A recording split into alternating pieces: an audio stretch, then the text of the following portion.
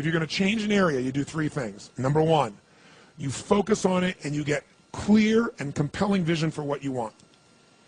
If your body's not where you want it to be, I tell you there's one simple reason. It's not your focus. No, I focus on it. I focus all the time on how fat I am.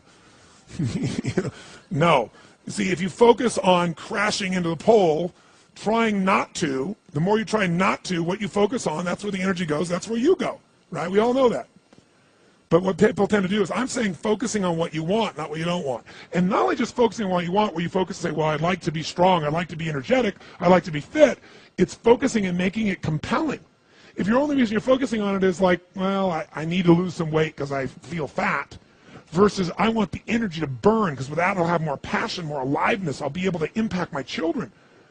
I'll be able to, I'll be able to take the business to another level. I'll be able to have fun when I'm stressed out and tired. I'll have creativity flowing through me. You can't just focus on it. You got to create a clear and compelling future in that area that will pull you towards it so you're not trying to push yourself. If there's an area you're not improving in, think of three pillars, if you would. Pillar one is get focused and clear. What's compelling?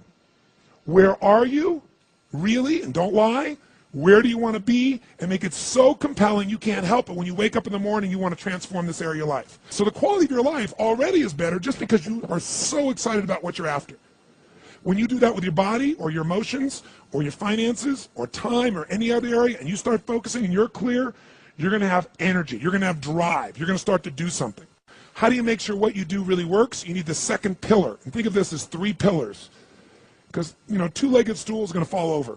One leg, you can't sustain. Second pillar, you got to get the best. When I say get the best tools. Get the best map. Get the best mentor.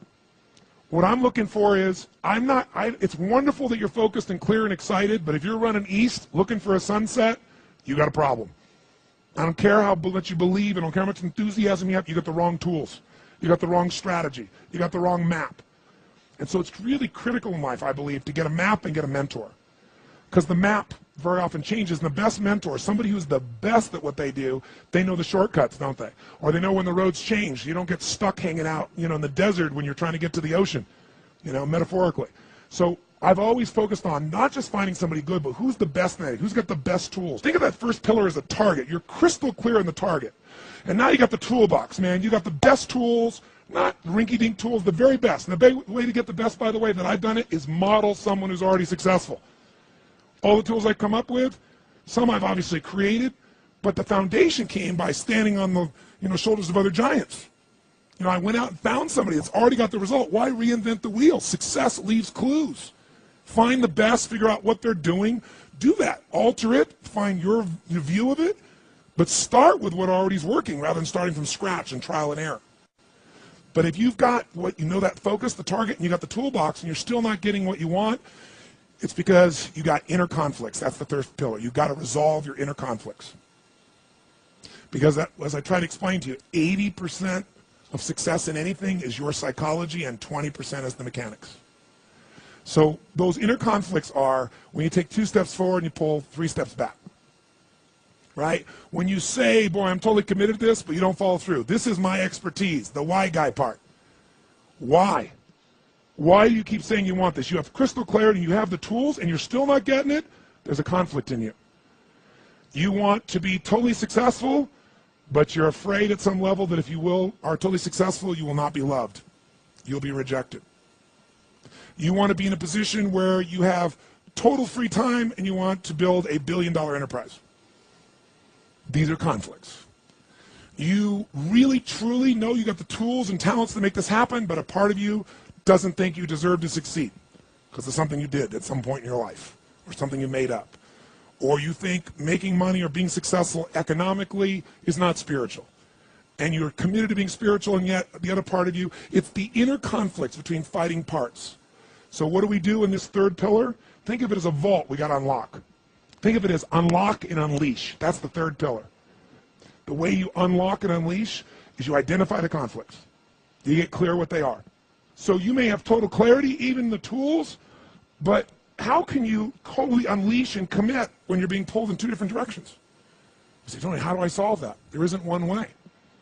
You've got to get clear about what's most important to you today.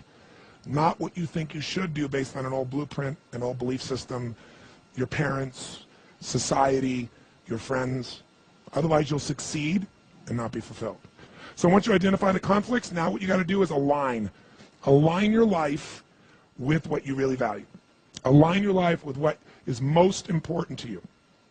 And then once you are in a position where you're aligned, guess what you'll do? Take action. You won't even have to work at it. When everything's in alignment, there's nothing pulling you away, boom, you go for it. But when you say, I want a relationship, but at the same time, simultaneously, I want to be in a position where, I never have to, I only get what I want every moment, or I never have to commit to anything, then obviously you're never going to get there. That inner conflict must be resolved. Once you align and you take action, guess what's going to happen? You're going to achieve. And once you achieve, you succeed. When you succeed, I'll tell you what you got to add to it. Celebrate, right? And then contribute. Pay it forward, if you will, as corny as that sounds. Remember the movie? Pay it forward. Don't pay it back. Take what you've got, what you've learned, and bring it to someone else.